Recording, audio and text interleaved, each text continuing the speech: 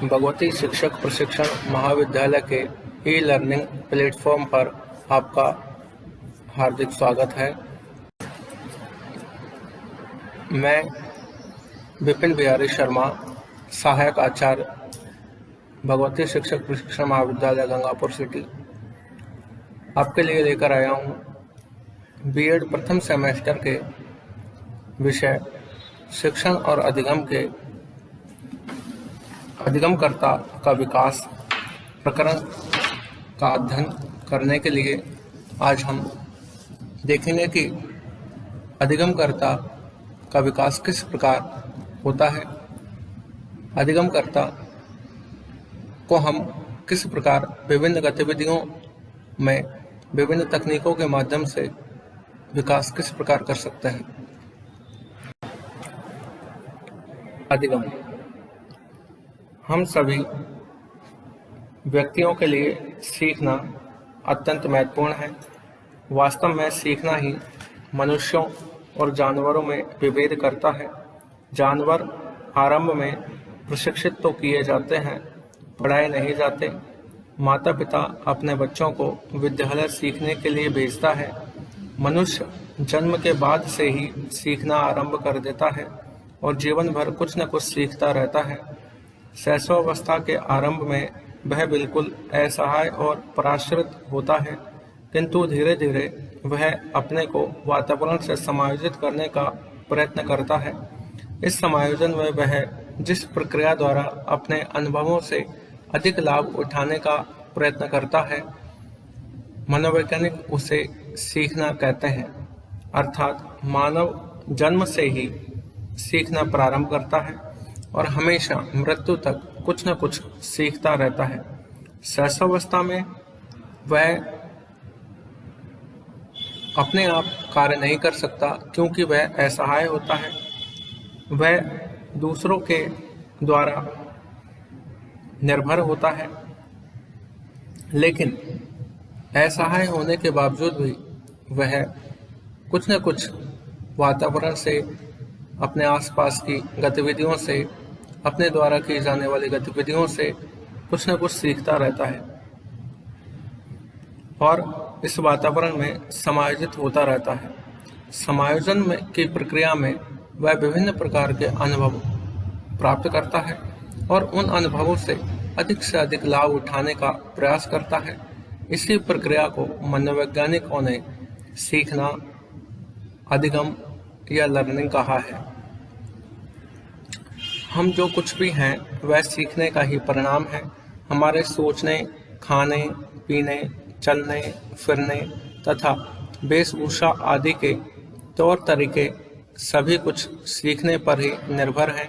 इस प्रकार हमारा संपूर्ण जीवन ही सीखने के कौशल का परिणाम है। अर्थात संपूर्ण जीवन जो भी कुछ हमें दिखाई देते हैं वह सीखने का परिणाम है। सीखने के माध्यम से ही हम अपने आप को विकसित कर सकते हैं। सीखने के कौशल की प्रमुख विशेषताओं को निम्न रूप में देखा जा सकता है। अभिप्रेरणा। अभिप्रेरणा वह विशेषता है, वह कारक है जिसमें मनुष्य का प्रत्येक कार्य जिसे वह करना चाहता है किसी न किसी अभिप्रेरणा से संचालित होता है। व्यक्ति की बहुत सी आवश्यकताएं होती हैं। ऐसी आवश्यकताएं जिनकी संतुष्टि नहीं हो पाती, वह उनकी संतुष्टि करने के लिए प्रयत्न करता है। इनकी पूर्ति के लिए उसमें प्रेरक उत्पन्न हो जाता है, जिससे व्यक्ति अत्यधिक क्रियाशील हो जाता है। अभिप्रेरणा ही उसे उद्देश्य की ओर ले जाती है तथा व्यक्ति उस प्रयोजन से प्रेरित होकर क्रिया करने को बाध्य हो जाता है। अगला कारक है उद्देश्य। सीखना एक लक्ष्य प्रेरित क्रिया है। यह व्यक्ति के व्यवहार से पूर्ण होती है। वह अपनी आवश्यकताओं की पूर्ति के लिए एक निश्चित उद्देश्य की ओर व्यवहार करने लगता है। उद्देश्य निर्धारित हो जाने पर उसके व्यवहार की दिशा व दशा स्पष्ट एवं निश्चित हो जाती है। मानव उस क्रिया को सीखना नहीं चाहता जो उसकी आवश्यकता तथा उद्देश्य की पूर्ति नहीं करती है। अगला कारक है हमारा बाधाएं। उद्देश्य की प्राप्ति करने के लिए बाधा उपस्थित न होने पर व्यक्ति कोई नया अनुभव प्राप्त नहीं कर सकता। बाधा के आ जाने पर व्यक्ति अनेक प्रकार के संभावित व्यवहार करता है और उन्हीं व्यवहारों के माध्यम से वह सीखता है। वह प्रयत्न एवं भूल के द्वारा, सूझबूझ के द्वारा या तर्क के द्वारा उपयुक्त व्यवहार को खोजने का प्रयास करता है और इसी खोज में वह कुछ न कुछ अधिगम करता रहता है। अगले कारक विभिन्न संभावित अनुक्रियाएं। बाधा उत्पन्न होने पर मानव समस्त परिस्थिति की खोज करता है। वह अनेक संभावित क्रिया एवं प्रतिक्रियाएं करता है तथा इन सभी के लिए वह तर्क, वितर्क, सूझ, प्रयत्न तथा भूल आदि का सहारा लेता है। विभिन्न संभावित अनुक्रियाओं के माध्यम से ही वह अपना अधिगम करता है। अगला कारक पुनर्बलन। यदि कोई अनुक्रिया आवश्यकता की पूर्ति में सफलता प्रदान करती है तो वह अनुक्रिया संतोषजनक एवं सुखदायक होती है। साथ ही वह अनुक्रिया पुनर्बलित हो जाती है। अन्य सभी असफल अनुक्रियाओं को व्यक्ति भुला देता है तथा भविष्य में आवश्यकता पड़ने पर सफल क्रिया की पुनरावृत्ति करता है। अगला कारक है संगठन।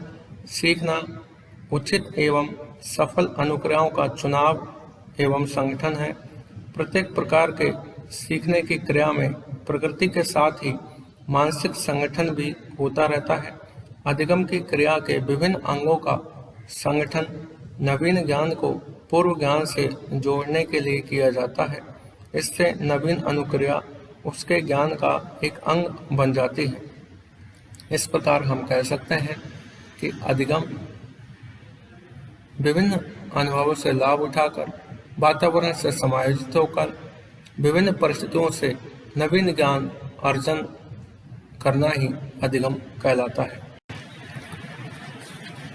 विकास।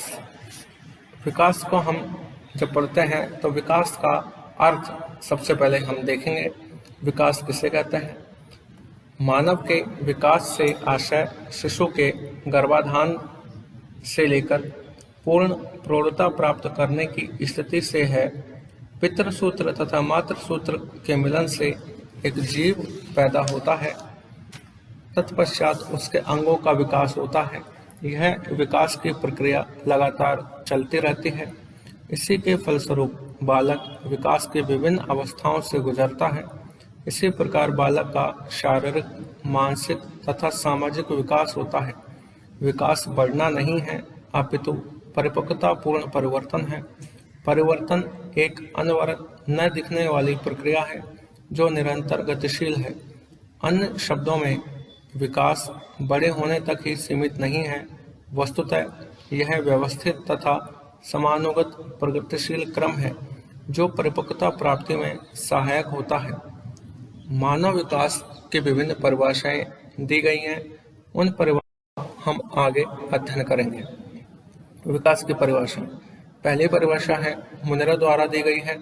मुनरो ने कहा है कि विकास परिवर्तन श्रृंखला की वह अवस्था है जिसमें बच्चा भ्रूण अवस्था से प्रौढ़ अवस्था तक गुजरता है।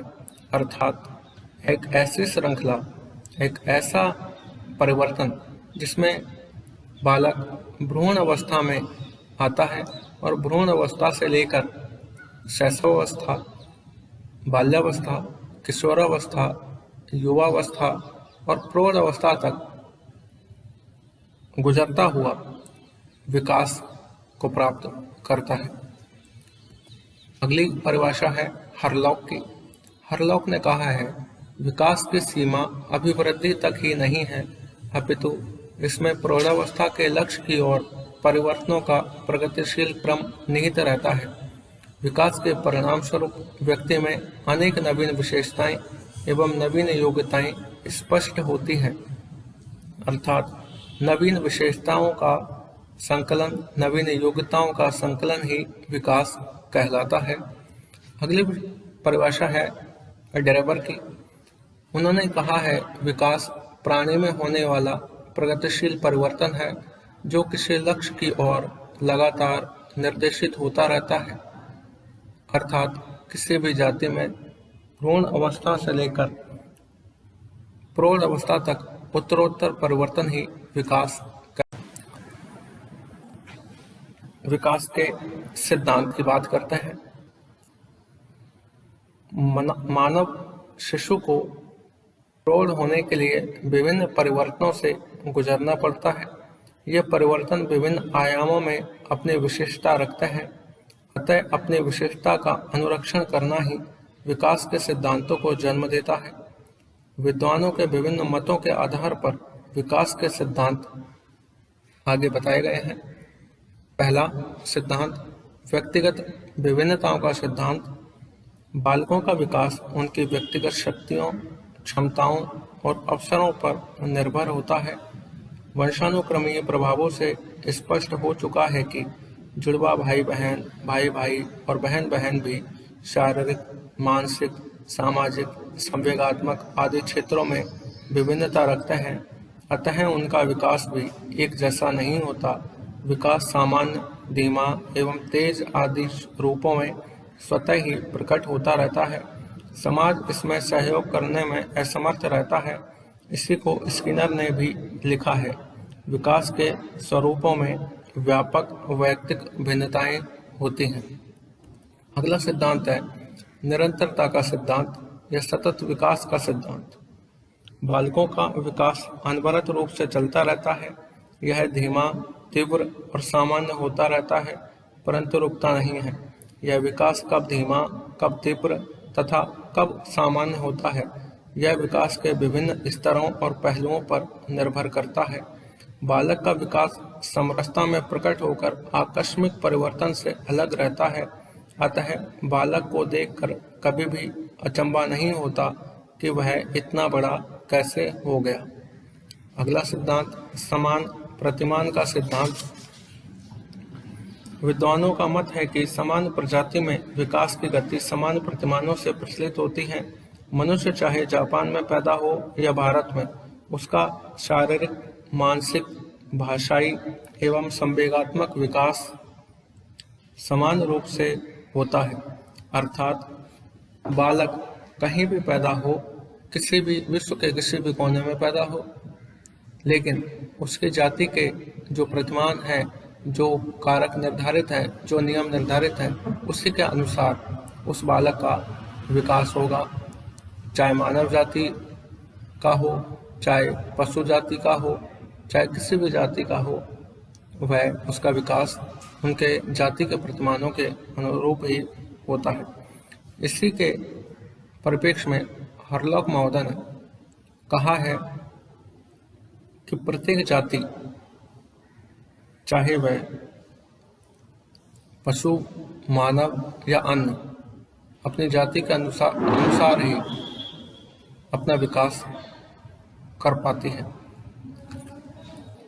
अगला सिद्धांत है वंशानुक्रम व वातावरण की अंतः क्रिया का सिद्धांत। शिशु की क्षमताएं वंशानुक्रम से और उसका विकास वातावरण से निश्चित होता है, अतः शिशु का भावी विकास उसके वंशानुक्रम और वातावरण की अंतः क्रिया पर निर्भर करता है। इससे आगे शिशु का विकास नहीं किया जा सकता। जैसा कि स्किनर ने लिखा है, यह सिद्ध किया जा चुका है कि वंशानुक्रम उन सीमाओं को निश्चित करता है जिनके पर्यंत शिशु का विकास नहीं किया जा सकता। इसी प्रकार यह भी प्रमाणित हो चुका है कि जीवन के प्रारंभिक वर्षों में दूषित वातावरण, कुपोषण या गंभीर रोग योग्यताओं को कुंठित या निर्बल बना देते हैं। वंशानुक्रम किंतु वातावरण दोनों का गुणनफल ही विकास कहलाता है। अगला सिद्धांत है सामान्य से विशिष्ट क्रियाओं का सिद्धांत। शिशु की क्रियाएं, प्रतिक्रियाएं सामान्य से प्रारंभ होकर विशिष्टता की ओर अग्रसर रहती हैं। बालक प्रारंभ में संपूर्ण शरीर को हिलाता डुलाता है, बाद में हाथ पैरों को हिलाता है, फिर हाथ की उंगलियों को चलाता है और बाद में एक एक उंगली का संचालन करता है, और इसके बाद वह संवेगों का प्रकटीकरण करना भी सीख लेता है। इसी संदर्भ में हरलॉक ने कहा है, विकास के सभी स्तरों पर बालक की विभिन्न क्रिया प्रतिक्रिया विशिष्ट बनने से पूर्व सामान्य प्रकार की होती है। अर्थात कहा गया है कि बालक कोई भी कार्य जब सीखता है तो वह कार्य पहले सामान्य प्रकार का होता है। धीरे धीरे जैसे जैसे विकास होता है वैसे वैसे उस कार्य में विशेषता आती जाती है। अगला सिद्धांत निश्चित दिशा का सिद्धांत। निश्चित दिशा का सिद्धांत में दो भाग हैं, मस्तकाधोमुखी सिद्धांत, निकट से दूर का सिद्धांत। मस्तकाधोमुखी सिद्धांत में प्रथम सप्ताह में बालक सिर उठाना, सिर पर नियंत्रण करना सीखता है। 3 माह में नेत्रों की गति पर नियंत्रण करना सीख जाता है। 6 माह में हाथ की गति पर नियंत्रण संभव है। 9 माह में वह बैठना सीख जाता है। 12 माह में किसी दीवार के सहारे, किसी चीज के सहारे खड़े होना सीख जाता है और 18 माह में वह स्वयं चलना, बिना सहारे के चलना सीख जाता है। इसी का दूसरा भाग है निकट से दूर का सिद्धांत।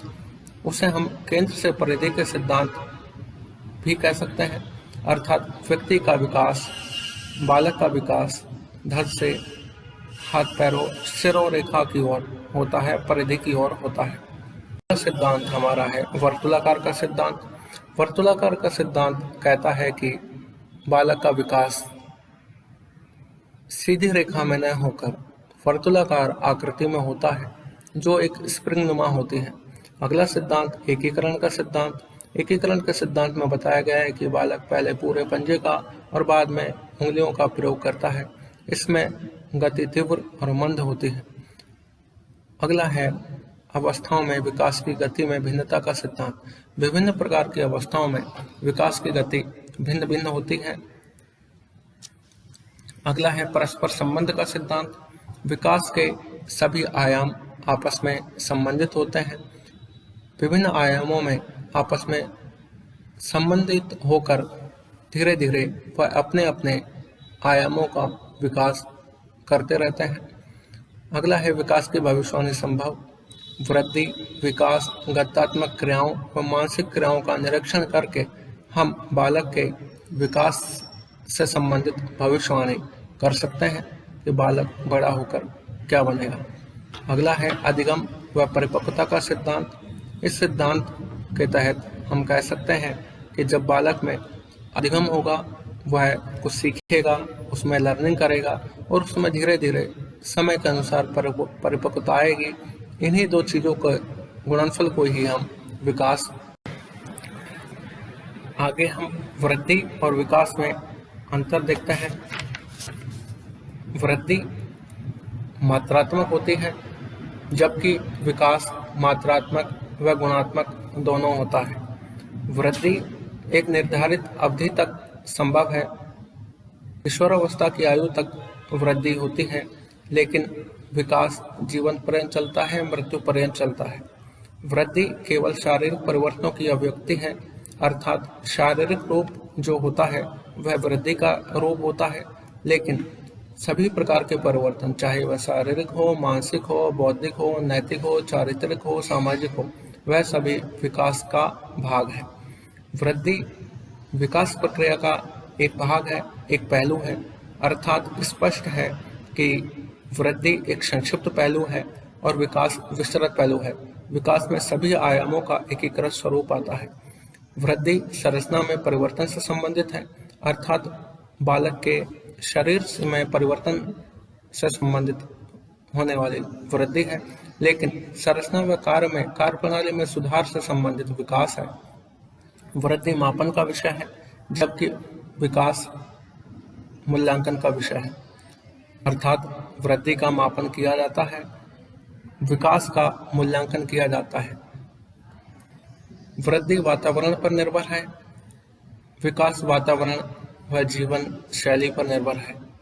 वृद्धि में रचनात्मक परिवर्तन होते हैं।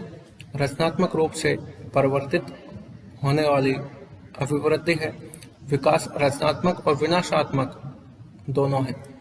वृद्धि रेखीय प्रक्रिया है, जबकि विकास वर्तुलाकार प्रक्रिया है। वृद्धि को प्रत्यक्ष रूप से देखना संभव है, विकास को केवल हम अनुभव कर सकते हैं। प्रत्यक्ष रूप इसी के साथ आज हमने विकास के विभिन्न पहलुओं का अध्ययन किया, वृद्धि और विकास में अंतर समझा, विकास के सिद्धांतों को समझा, विकास किसे कहते हैं उसे समझा। मैं उम्मीद करता हूँ कि आप इस कक्षा से लाभान्वित हुए होंगे। धन्यवाद।